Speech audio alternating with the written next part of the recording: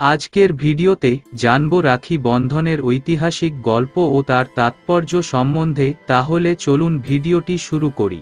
রাখি বন্ধন বা রক্ষা বন্ধন হল ভারতে এবং ভারতীয় উপমহাদেশের কিছু অংশে পালিত একটি উল্লেখযোগ্য হিন্দু উৎসব। হিন্দু ধর্মমতে শ্রাবণ পূর্ণিমায় হয় এই উৎসব। এই দিন বোনেরা ভাইদের হাতে রাখি বেঁধে দেন, এর মাধ্যমে বোনেদের বিপদের হাত থেকে রক্ষা করার দায়িত্ব নেন ভাইরা। ভাই ও বোনের মধ্যে বন্ধনের তাৎপর্য তুলে ধরে রাখি বন্ধন, আর এই নিয়ে অনেক জনপ্রিয় গল্প রয়েছে। রাখি বন্ধন বা রক্ষা বন্ধন শব্দটি সংস্কৃত থেকে এসেছে, যেখানে রক্ষা অর্থ রক্ষা করা এবং বন্ধন অর্থ বাঁধা। এই উৎসবের উৎপত্তি মহাভারত যুগ থেকে পাওয়া যায়।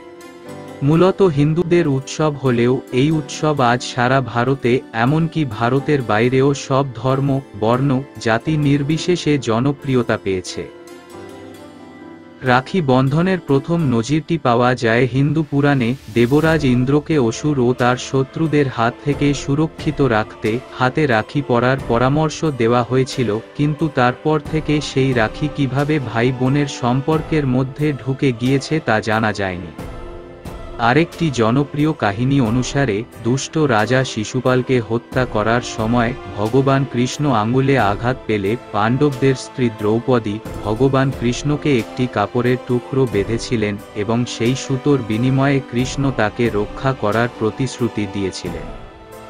রক্ষা বন্ধন সম্বন্ধে আরেকটি বিখ্যাত গল্প শোনা যায়। নদীর দেবী যমুনা যখন মৃত্যুর দেবতা যমকে রাখি বেঁধেছিলেন, এই অঙ্গভঙ্গি যমকে স্পর্শ করেছিল এবং তিনি তাকে একটি বর দিয়েছিলেন। কোনো ভাই যে তার বোনের কাছ থেকে রাখি পেয়েছিলেন এবং তাকে নিঃশর্তভাবে রক্ষা করার প্রতিশ্রুতি দিয়েছিলেন, এবং যমুনা নদীকে অমরত্ব বর দিয়েছিলেন। আরও এক জনপ্রিয় গল্প হল রাজা বালি এবং দেবী লক্ষ্মীকে নিয়ে। রাজা বালি একজন উদার এবং গুণী শাসক ছিলেন এবং দেবী লক্ষ্মী সম্পদ ও সমৃদ্ধির দেবী, তার ধার্মিকতায় সন্তুষ্ট ছিলেন। তিনি ব্রাহ্মণ মহিলা হিসাবে রাজা বলির দরবারে পৌঁছেছিলেন এবং রাজার কবজিতে একটি সুতো বেঁধেছিলেন। রাজা বালি তার কাজ দেখে খুশি হন এবং তাকে রক্ষা করার প্রতিশ্রুতি দেন। গল্পটি ভাই বোনের মধ্যে চিরন্তন ভালোবাসা এবং একে অপরের যত্ন নেওয়া এবং রক্ষা করার তাৎপর্য বহন করে। এতক্ষণ পর্যন্ত আমরা জানলাম পুরাণ মতে রাখি বন্ধনের গল্প। এবার চলুন জেনে নেওয়া যাক ইতিহাসে এই উৎসবের গুরুত্ব।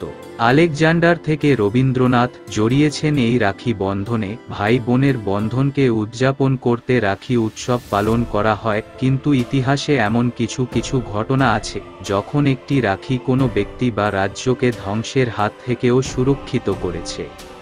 ভারতের ইতিহাসে অবশ্য বিভিন্ন সময় রাখিকে ব্যবহার করা হয়েছে গুরুত্বপূর্ণ রাজনৈতিক কৌশল হিসেবেও। শোনা যায় খ্রিস্টপূর্ব 326 সনে হিদাসপাসের যুদ্ধের আগে গ্রিক বীর আলেকজান্ডারের স্ত্রী রোক্সানা পুরুকে রাখি পাঠিয়েছিলেন, অনুরোধ করেছিলেন যুদ্ধে পুরু যেন আলেকজান্ডারের কোনো ক্ষতি না করেন। সেই রাখির পবিত্রতাকে সম্মান জানিয়েছিলেন পুরু। যুদ্ধে তিনি আলেকজান্ডারকে আক্রমণ করা থেকে বিরত রাখেন নিজেকে। আরেকটি জনপ্রিয় ঘটনা মধ্যযুগীয় ইতিহাস থেকে পাওয়া যায়, যখন গুজরাটের বাহাদুর শাহের আক্রমণের অধীনে থাকা মেওয়ারের রানী কর্ণাবতী হুমায়ুনের কাছে একটি রাখি পাঠিয়েছিলেন এবং তার সাহায্য চেয়েছিলেন। ইঙ্গিতটি সম্রাটকে স্পর্শ করেছিল এবং রাখির জবাবে মুঘল রাজা তার সামরিক বাহিনী নিয়ে রানীকে বাঁচাতে ছুটে আসেন। আবার 1905 সালে প্রথমবার যখন বাংলা ভাগের চক্রান্ত করেছিল ইংরেজরা, দাঙ্গা লাগানোর চেষ্টা হয়েছিল হিন্দু মুসলমানের মধ্যে, তখন রবীন্দ্রনাথ দুই সম্প্রদায়ের মধ্যে সম্প্রীতি ধরে রাখতে আশ্রয় নিয়েছিলেন রাখি বন্ধনের। হিন্দু মুসলমান পরস্পরের হাতে রাখি পরিয়ে নিজেদের সম্প্রীতি প্রকাশ করেছিলেন। ইংরেজদের চক্রান্তের মুখে অস্ত্র হয়ে দাঁড়িয়েছিল এই রাখি। যুগের সঙ্গে তাল মিলিয়ে বদলেছে রাখির বাহ্যিক অনেক কিছুই। আজ আর কেবল রঙিন সুতো নয়, বিভিন্ন উপাদান দিয়ে সাজিয়ে তোলা হয় রাখিকে। রাখি তৈরি একটি শিল্পের পর্যায়ে পৌঁছেছে, তার সঙ্গে বেড়েছে উপহার বিনিময়ের ঘটা, কিন্তু অন্তরঙ্গে এখনও রাখি সেই রক্ষা কবচের পবিত্রতা বহন করে। সেই পবিত্রতাকে স্মরণ করে আজকের বিক্ষুব্ধ সময়ে দেশে নারী নির্যাতন, ধর্ষণ বন্ধেও রাখি রক্ষাকবচ হয়ে উঠবে, এই আশা রেখে ভিডিওটি শেষ করছি। ভিডিওটি কেমন লাগলো জানাবেন, ভালো লাগলে বন্ধুদের মধ্যে শেয়ার করে দেবেন। ধন্যবাদ।